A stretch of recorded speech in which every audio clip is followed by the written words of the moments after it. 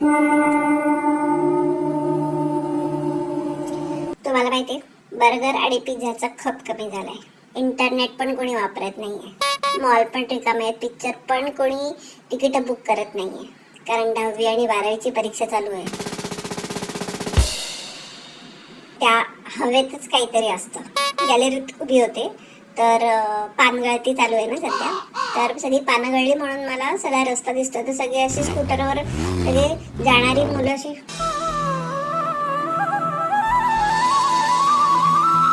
असंच आहे सगळीकडे. माझी पण 10वी 12वी आठवली ना की पोटात असं कळमळत आहे, असं मन विषण्ण होते, विषण्ण. 12वीची परीक्षा मी बघते, पेपर इंग्लिशचा होता पहिला, मातृभाषा मराठी काहीच. तर इंग्लिशचा पेपर होता, तो सोपा होता पण सोपी नव्हता. पेपर सोपा होता पण सोपी अवघड होता. म्हणजे सोपी सोपा नव्हता, सोपीचा प्रश्न सोपा नव्हता, पेपर सोपा होता. मी सांगते, सोपीवर विचार करायला लागला सगळ्यांना, त्यामुळे पेपर राहिला काही काहींचा. असं शेवटी नाही लिहिता आलं त्यांना. नंतर होता फिजिक्स, फार आवडता विषय सगळ्यांचा. 12वीचं जे सेंटर होतं ना, तिथे मी गेले होते, बघत होते. एका साईडला कॉलेज होतं आणि एका साईडला हॉस्पिटल होतं. मी फिजिक्सच्या सगळे असे, म्हणजे आपली नंतरची दिशा कुठली आहे. हा, आणि पेपर झाल्यावर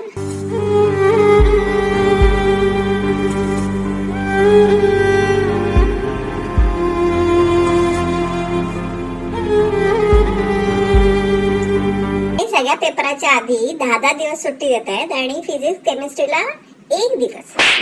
एक दिवस, व्हेरी गुड. केमिस्ट्री पण तसाच गेला. मी विचारलं मैत्रिणीच्या मुलीला, तर म्हणाली काकू, परत काकूच म्हणाली, काकू माझा पेपर मेला, मी पण मेले. मी सेंटरच्या बाहेर उभी होते. फिजिक्सच्या पेपरच्या आधी अशी थरथरत आली एक मुलगी, बाबा अजून 10 मिनिटं तुम्ही थांबा बाबा. बाबा थांबून काय होणार आहे, आधीपासून अभ्यास करायचा ना, पण टेन्शन किती आहे बघा. बाबा थांबा, बाबा 10 मिनिटं तरी थांबा बाबा. थांबा बाबा. काही मुली अशा घोकंपट्टी हा शेवटच्या क्षणापर्यंत जे अभ्यास करतात ना, हा सुपर असतात ते, सुपर. तर ते असे अभ्यास करत होते, असं डोलत अभ्यास करून सगळं लक्षात ठेवायचा प्रयत्न करत होते किंवा दाखवत होते की मी अभ्यासू आहे. याच्यात खूप प्रकार असतात. जे पहिले येणारे असतात ना, ते कधी पुस्तकच वाचत नाही, कधीच नाही. ते असे हसत खेळत असतात, कारण ते पहिले येतात, कायम पहिले. अभ्यास करो व न करो, कायम पहिले. प्रत्येक ग्रुप मध्ये एक मैत्रीण असते, ती अशी पेपरच्या आधी, माझा काहीच अभ्यास नाही झाला, मी वाचूच नाही शकले, मी झोपूच नाही शकले, माझे डोळे बघा अजिबात नाही, काय मला येईल का नाही माहित नाही. आणि ती स्टॉप करते, तीच पहिली येते, जिला मला काही लक्षात राहत नाही, तीच येते पहिली. आणि काय अशी असतात ना बाई, काय मुलं, ती त्या सेंटर पासून साधारण 500 मीटर 1 किलोमीटर वर उभी असतात, शेवटपर्यंत आतच जात नाही. असं कसं? मग लक्षात आलं, पेपर जर फुटला बिटला. एक सेकंद, मला इथे एक प्रश्न आहे, पेपर फुटला तर काही काच आहे का? पेपर फुटतो नाही, पेपर फाटतो, पेपर फुटत नाही. तर त्यासाठी ते उभी असतात की अगदी शेवटच्या क्षणाला मोबाईलवर काही दिसलं तर चुकून माकून मला 35% मिळतील आणि मी पास होईल. माझ्या मैत्रिणीच्या मुलीचा मित्र होता, काकू नमस्कार करतो. म्हटलं हे काय लल्लाटी भंडार आहे, काय लावलेस तू? काकू हळद कुंकू शेंदूर वगैरे सगळं लावलंय, फक्त बुक्का बाकी आहे. म्हटलं म्हणजे नाही काकू, जर पेपर चांगला नाही गेला ना तर आपोआपच रात्री मला बुक्का भेटेल ना. हे सगळं बाहेर चालू आहे सगळ्या पोरांचं, आणि तिथे टीचर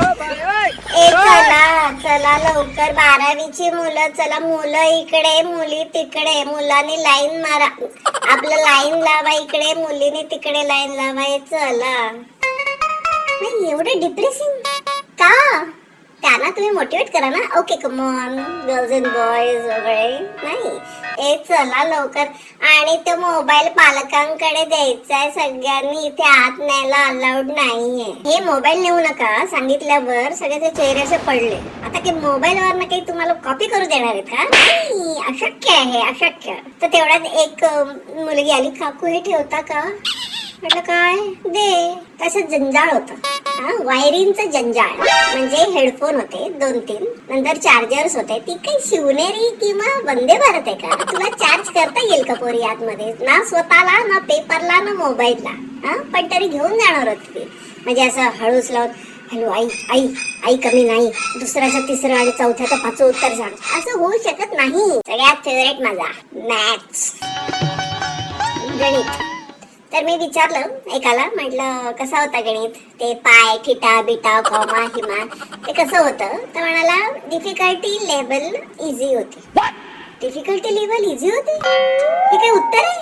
सोपा गेला, नाही गेला, कठीण गेला, अवघड गेला, डिफिकल्टी लेवल सोपी होती.